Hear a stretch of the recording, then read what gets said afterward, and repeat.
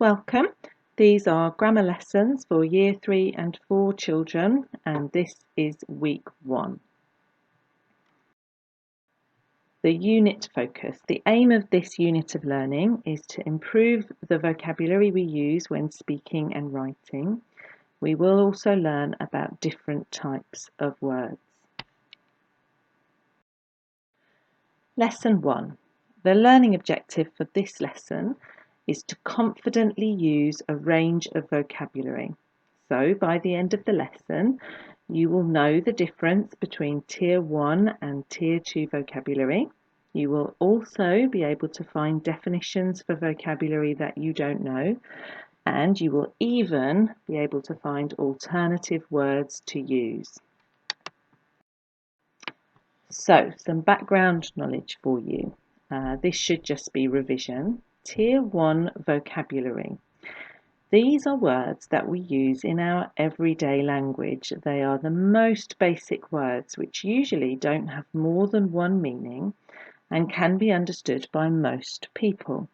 So, for example, book, girl, sad, run, dog, and orange are all Tier 1 words, words that we would just use in our ordinary speech. Tier 2 vocabulary, these are more complex words that we perhaps don't use as often. They may have more than one meaning and they may not be understood by some people. So, for example, masterpiece, fortunate, industrious, measure, and benevolent are all examples of Tier 2 vocabulary. A little challenge for you. The words in green are Tier 1 words. So, for example, we have eat, get, funny, same, guess, and make.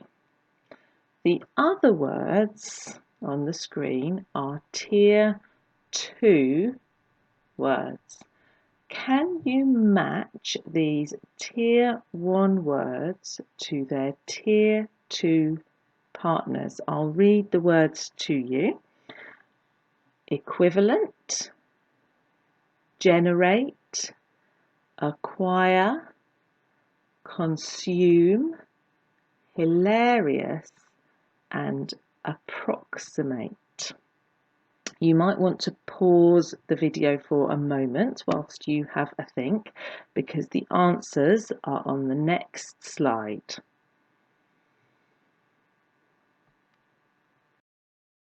So, did you get them all correct? Let's have a look. Eat matches with consume. Get matches with acquire. Funny matched to hilarious. Same matches to equivalent. Guess matches to approximate. And make matches to generate. These are all words that we would use really confidently in our everyday language, and these are slightly more tricky ways to say the same thing. Well done if you got them all correct. Now let's get to know some Tier 2 words a little better. This word in the middle of my screen, adjacent, is a word you may have heard of, or perhaps not. Let's have a think about what it might mean. We're going to do this in a particular way. We're going to look at the word adjacent in 4 different ways. We are going to firstly look up the definition in a dictionary. Then we're going to draw a picture. Then we're going to write a sentence. And finally, we're going to find the opposite. And once we've done all of those things, we will know what the word adjacent means. So, first of all then, is the definition of the word adjacent.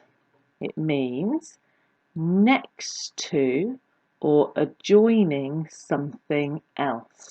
So the word adjacent means next to. Here's my picture. Some people standing, some children standing next to each other. And now I'm going to write my word in a sentence to show that I really know what it means. Here's my sentence. The school was adjacent to the play park. And finally, I'm going to find a word that means the opposite. Now, there are lots of words that mean the opposite of adjacent. I found distant, separate, remote, disconnected, far away. And by looking at this word in these 4 different ways, we know really well what it means and we can use it in our own speech or in our own writing. Now it's your turn. There is a sheet that you can have a look at and you can print it off and fill it in if you wish to, or you can draw your own grid and you can look at the following words yourself. You don't need to print the sheet off. The first word that you'll look at is enraged, and then amazing, heroic, sunlit and ornate. They're all tier 2 words that you're going to get to know a little better. And once you've finished your sheet, that's it for today. Well done, everybody.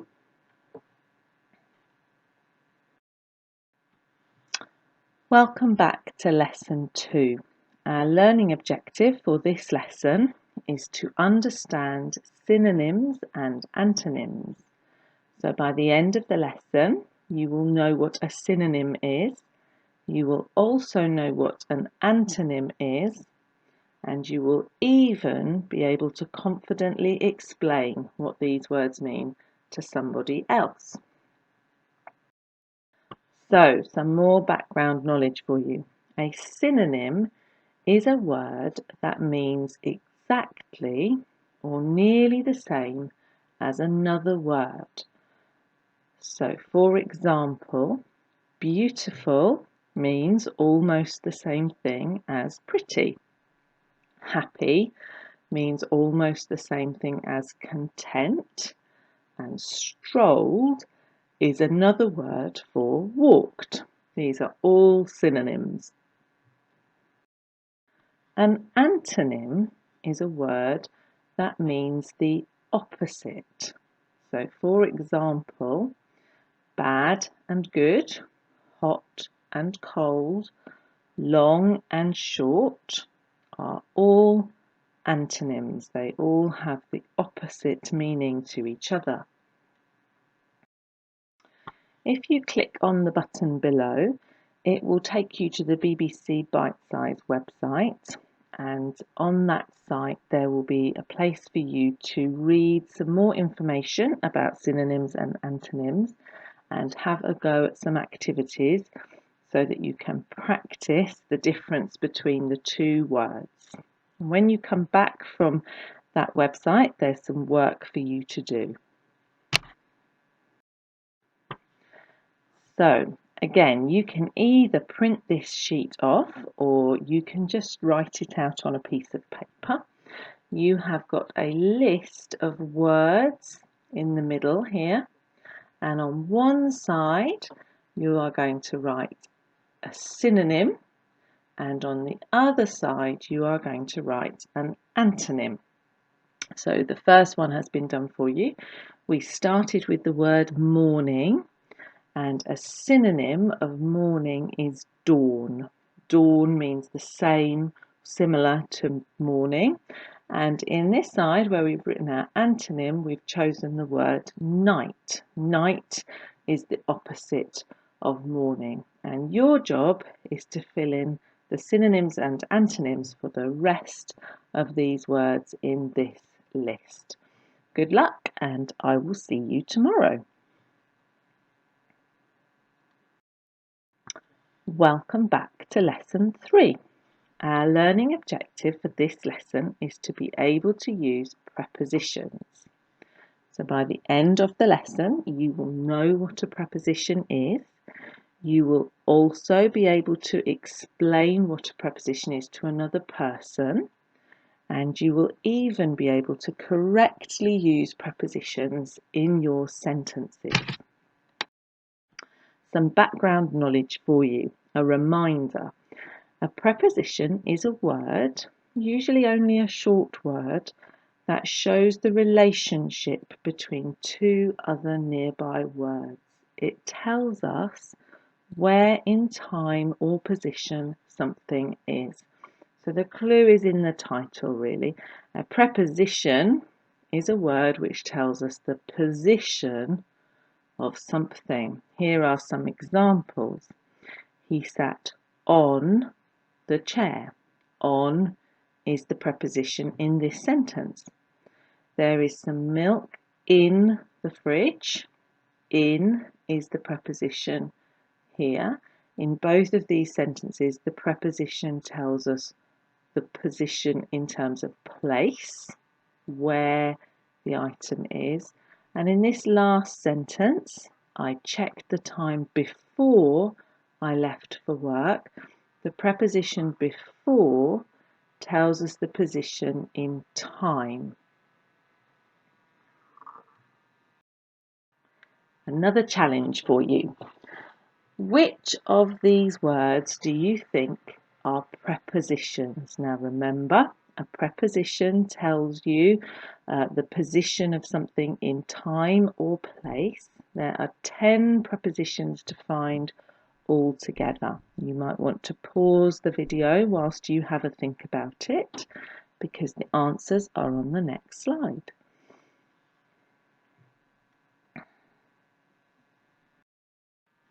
So, did you find them all?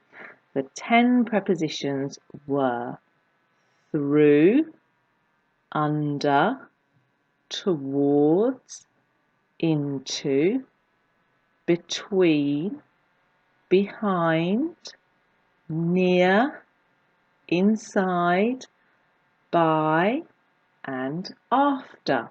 Well done if you found them all.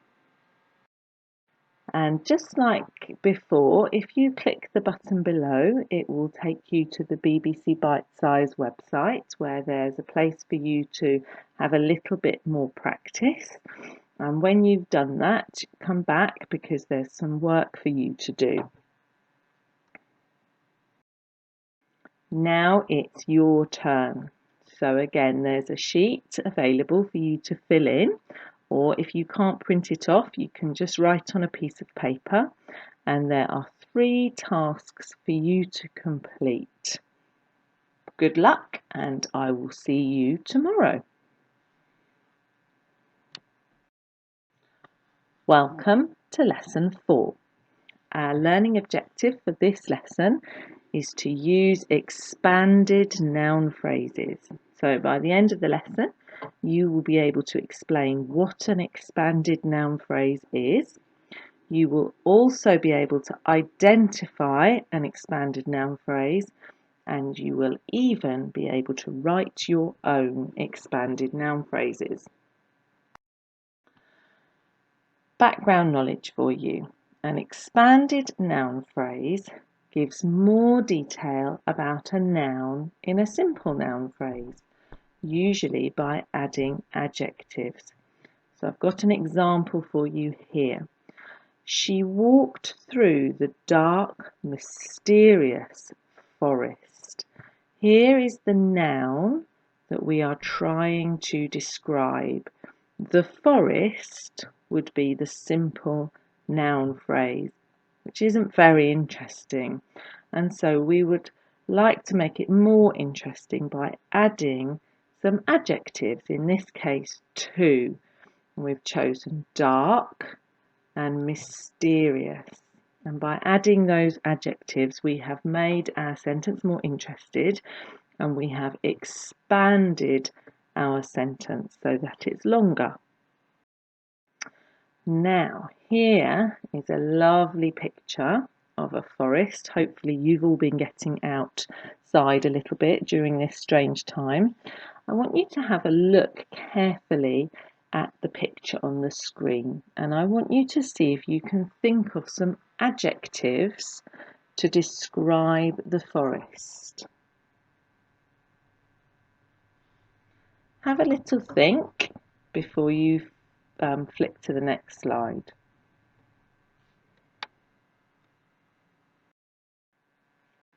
So I've got a word list for you here which describes a forest, and there are some really exciting words on here. For example, we've got undisturbed, remote, pristine, crisp, misty, magnificent. Lots of really lovely adjectives to describe our forest. I wonder if you know the meaning of all the words on the list. Perhaps if there are any words you don't know the meaning of, you could look them up or ask someone to explain to you, and maybe even try to use them in a sentence. They're all fabulous words that would make your writing much more interesting. Just like on the other days, if you click the button below, it will take you to the BBC Bite Size website, and you can have a go, a little bit more practice at expanding noun phrases. And when you come back, there's some work for you to do. So now it's your turn. There are lots of activities on these sheets for you to have a look at. You might not want to do them all. You may not be able to do them all. So have a look and try some of the activities for yourself. Well done, and I'll see you tomorrow. Welcome back to Lesson 5. The learning objective for this lesson is to revise word classes. So by the end of this lesson, you should be able to identify a noun, adjective and verb. You will also be able to identify adverbs and prepositions, and you will even be able to explain the differences between these types of word. Some recap for you then. You should know this information already, but in case you've forgotten, a noun is a naming word, the name of a person, a place or an object. For example, bus. A verb is a doing word, an action. For example, dance. An adjective is a describing word. It describes a noun, for example, tiny. And an adverb is also a describing word, but it describes a verb. For example, loudly. And adverbs often, not always, but often end in ly. That's how you can tell them apart. And finally, a preposition. Well, I wonder, can you remember from our work in lesson 3 what a preposition is? If you're not sure, let me give you a clue. The title, the word itself, gives it away. A preposition gives us information about the position of something in time or place. Now it's your turn. Saved for you is a game, or in fact different games that you can play. If you have a look more carefully, you can choose a game to play with someone at home, and playing the game will help you to remember these different word classes. I hope you have fun, and I hope you have a lovely weekend, and we'll be back next week with some more grammar work for you to do.